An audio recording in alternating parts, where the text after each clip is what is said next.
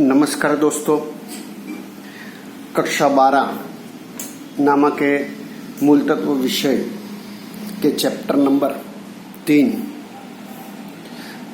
ख्याति का मूल्यांकन में आज हम भारित औसत लाभ की पद्धति से ख्याति प्राप्त करने की विधि के बारे में पढ़ाई करने वाले हैं। दोस्तों, पिछले वीडियो में हमने सरल औसत पद्धति से ख्याति ज्ञात करने की विधि के बारे में पढ़ाई की थी। उसमें हमने देखा था कि सरल औसत पद्धति में लाभ के दौर या दिशा को ध्यान में नहीं लिया जाता। माने अविरत रूप से लाभ बढ़ता हो या कम होता हो तो ये बात सरल औसत पद्धति में ध्यान में नहीं ली जाती है। लेकिन कई बार लाभ में सतत वृद्धि का दौर देखने को मिलता है, तब नज़दीक के वर्षों के लाभ को अधिक भार या महत्व और उससे पहले के लाभ को कम भार या महत्व दिया जाता है। ऐसे संयोग में नज़दीक के लाभ को अधिक भार और उससे पहले के लाभ को कम भार दिया जाता है। सामान्य रूप से 1, 2, 3, 4 ऐसे अलग अलग वर्षों के लाभ को भार दिया जाता है। अलग अलग वर्षों के लाभ को भार देकर औसत निकाली जाती है।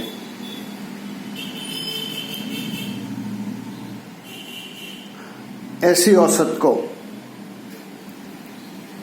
भारित औसत लाभ के रूप में पहचानते हैं। भारित औसत लाभ के आधार पर ख्याति की गणना करना ही भारित औसत लाभ पद्धति कहलाती है।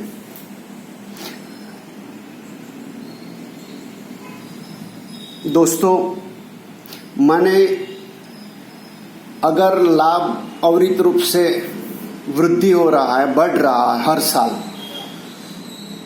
तो उसे हमें भार देकर उसके आधार पर भारित औसत लाभ ज्ञात करना होगा और हमें जो खरीदी के वर्ष दिए गए हैं उसे गुना करने पर जो कीमत हमें प्राप्त होगी उसे ख्याति के रूप में पहचानेंगे। दोस्तों, यदि हमें सवाल में स्पष्ट सूचना दी हो कि भारित औसत लाभ की पद्धति के अनुसार गणना कीजिए, तब अथवा हमें जो कीमत माने रकम दी गई है उसमें प्रतिवर्ष लाभ बढ़ता या घटता हो तो भारित औसत लाभ पद्धति के अनुसार ख्याति की गणना करनी चाहिए। माने दोस्तों, हमें जो कीमत दी गई है, अगर स्पष्ट रूप से सूचना दी गई है कि भारित औसत की पद्धति से ख्याति की गणना कीजिए तो कोई दिक्कत नहीं है। लेकिन हमें केवल ऐसा बताया गया है कि निम्नलिखित माहिती के आधार पर या जानकारी के आधार पर ख्याति की गणना करो, और उसमें जो कीमतें दी गई है उसमें लाभ अविरत बढ़ता हो या कम होता हो, पहले वर्ष में जितना लाभ हो उससे दूसरे वर्ष में कम हो, उसके बाद तीसरे वर्ष में और कम हो, तो ऐसी स्थिति में हमें लाभ ख्याति की गणना के लिए भारित औसत पद्धति का उपयोग करना चाहिए। इसकी गणना की सामान्य विधि देखें तो ख्याति, इस पद्धति से ख्याति ज्ञात करने के लिए दोस्तों आपको भारित औसत लाभ की गणना का पत्रक तैयार करना होगा। माना कि हमें 4 वर्ष यहाँ दिए गए 12-13, 13-14, 14-15 और 15-16 लाभ, क्रमिक लाभ अगर बढ़ रहा है तो ऐसी स्थिति में हमें पहले वर्ष को भार 1, दूसरे वर्ष को 2, तीसरे वर्ष को 4 और चौथे वर्ष को 4, इस तरह से भार देना होगा। बाद में हमें गुणनफल माने लाभ और भार का, लाभ गुना भार, गुणनफल प्राप्त करना होगा। इस गुणनफल के योग को कुल भारित लाभ कहा जाएगा और हमने जो भार तय किया है उसके योग को कुल भार कहा जाएगा।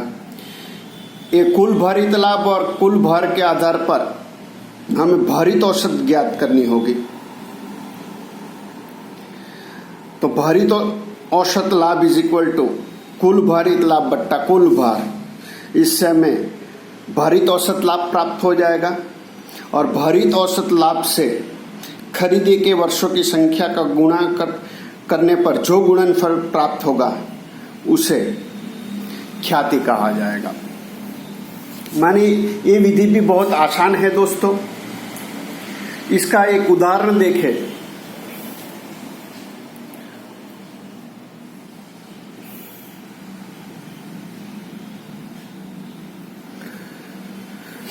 तो यहाँ उदाहरण दिया गया है, निम्नलिखित माहिती से भारित औसत लाभ की रकम ज्ञात कीजिए। हमें दोस्तों 2013-14 से लेकर 2016-17 तक के लाभ की जानकारी दी गई है। सन 2013-14 का लाभ 40,000, 14-15 का 50,000, 15-16 का 60,000 और 16-17 का लाभ 70,000 दिया गया है। माने लाभ अविरत रूप से बढ़ रहा है ऐसा बताया गया है। हमें पूछा गया है कि भारित औसत लाभ की रकम ज्ञात करो। तो दोस्तों इसके लिए हमें सबसे पहले भारित औसत लाभ की गणना का पत्रक तैयार करना होगा। पहली कॉलम वर्ष और दूसरी कॉलम लाभ, ये तो जानकारी हमें दी गई है। अब तीसरी कॉलम हमें तैयार करनी होगी भार की। तो पहले वर्ष को 1 भार, दूसरे वर्ष को 2, तीसरे वर्ष को 3 और चौथे वर्ष को 4 भार दिया जाएगा। अब भार, लाभ और भार का गुणनफल प्राप्त करना होगा जो भारित लाभ कहा जाएगा। तो 40,000 गुना 1 40,000, 50,000 गुना 2 1 लाख, 60,000 गुना 3 1,80,000 और 70,000 गुना 4 2,80,000। तो एक भारित लाभ का योग हमें 6 लाख प्राप्त हो रहा है जो कहा जाएगा कुल भारित लाभ। और भार का योग कुल भार यहाँ 10 प्राप्त हो रहा है। तो ऐसे कुल भारित लाभ 6 लाख और कुल भार 10 प्राप्त हुआ।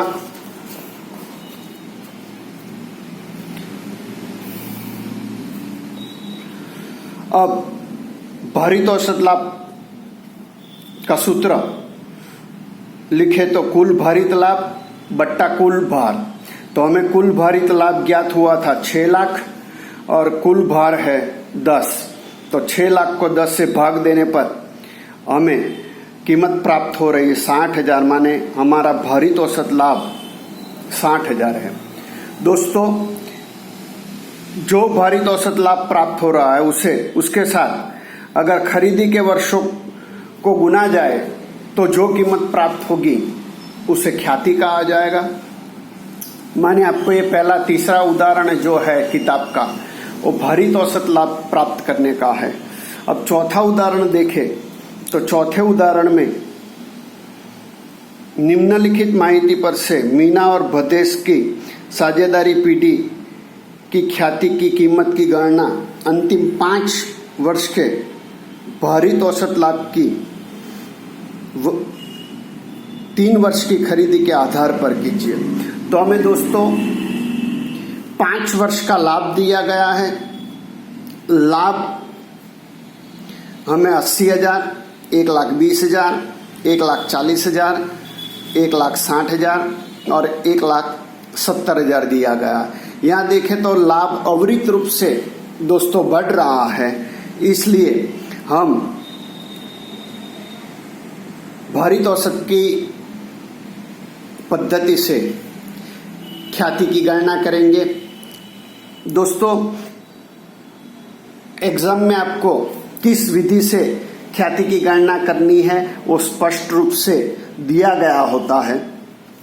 अगर नहीं दिया है तो लाभ की कमी वृद्धि को ध्यान में रखकर हमें पद्धति का उपयोग करना होगा।